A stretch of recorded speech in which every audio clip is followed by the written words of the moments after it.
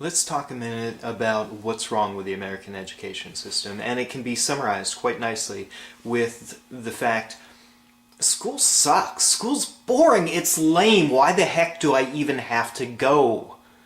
And every parent knows the response, which is, you have to go to school so you can go to college and get a good job. Eh. There is so much fail in that sentence, I don't even know where to begin. But let's give it a shot.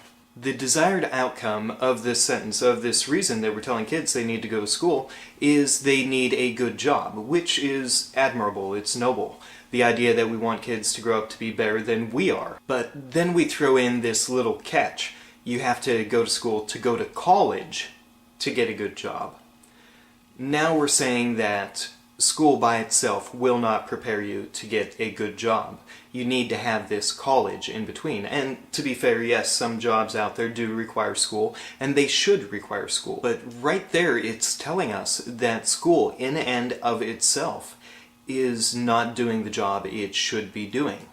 And to really examine what that job is, let's take it way back and view school as a privilege.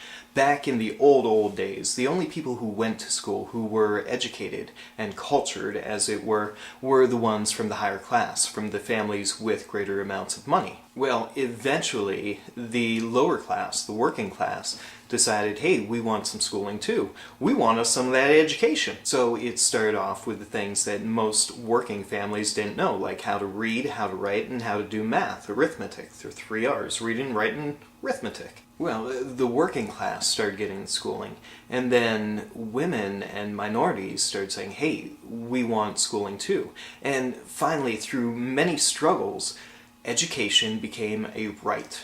Finally, there came a time that rather than education being a privilege or a right, education has become an obligation. Kids have to go to school for those 13 years of their very formative lives.